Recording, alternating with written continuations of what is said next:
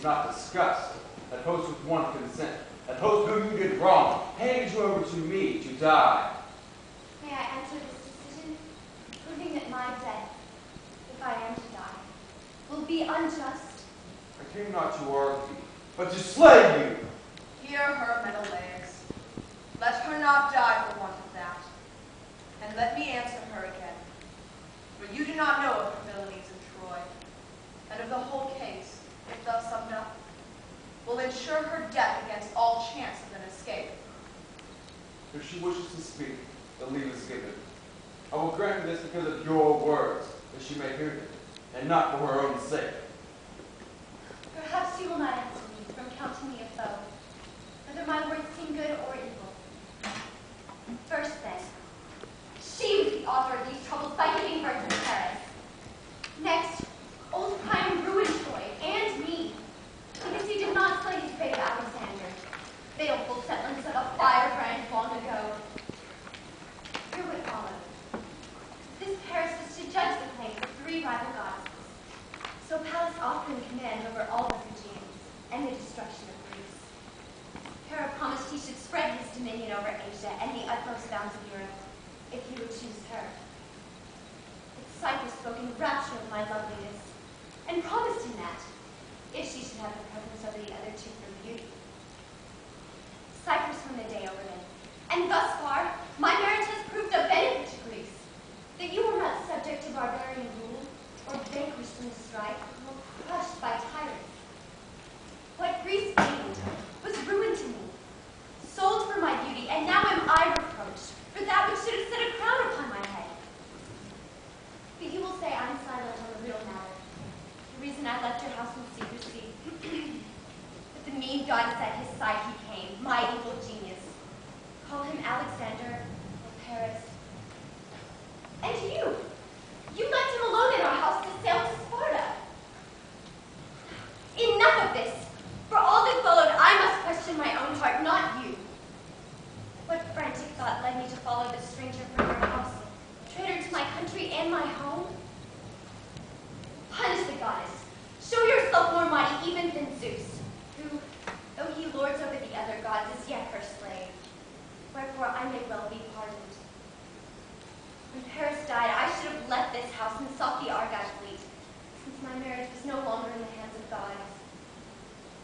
The warders on the towers and watchmen on the walls can bear me witness, for they often found me seeking to let myself down by ropes from the walls.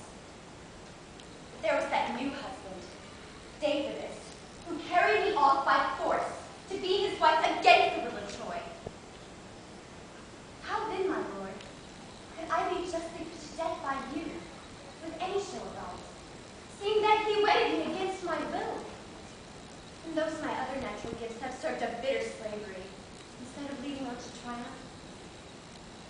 If it is your will indeed to master gods, that very wish displays your folly. Oh, my royal mistress, defend your children's country and your country's cause. Bring down her persuasive arguments, for she pleads well in spite of all her villainies. 'Tis monstrous this. First, I will defend the goddesses, to prove how she perverts the truth.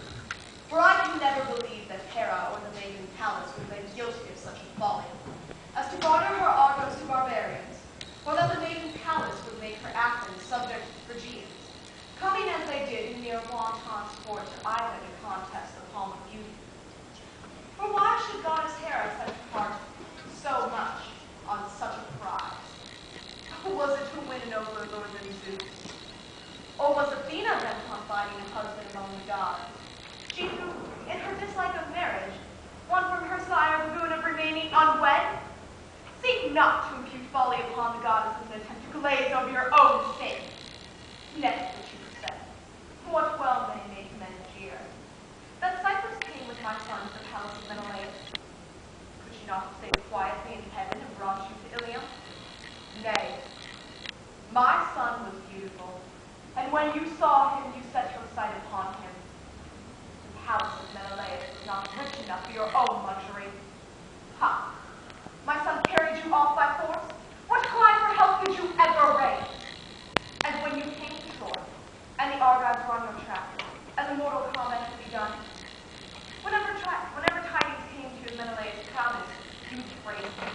just to torment my son, because he had so powerful a rival in his love. But when the Trojans prospered, Menelaus was nothing to you. Your eye was fixed on fortune. And in spite of all, you assert that you tried to let yourself down from the towers as if loathing to stay? Oh, Menelaus, hear the conclusion of my argument. Crown Greece by slaying her as she deserves, and establish this law for all other women. The woman who betrays her husband shall die. Avenge yourself, Menelaus. Punish your wife as is worthy of your home and ancestors. We have the same thought, that she, without constraint, left my house and sought a stranger's love, and now Cyprus is introduced for mere bluster.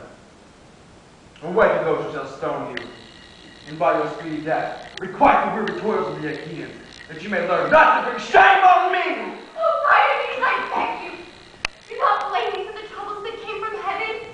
Forgive me. Think of your allies whose death this woman caused. On their behalf, and for the sake of my children, I implore you. Say no more, old woman. To her I pay no heed.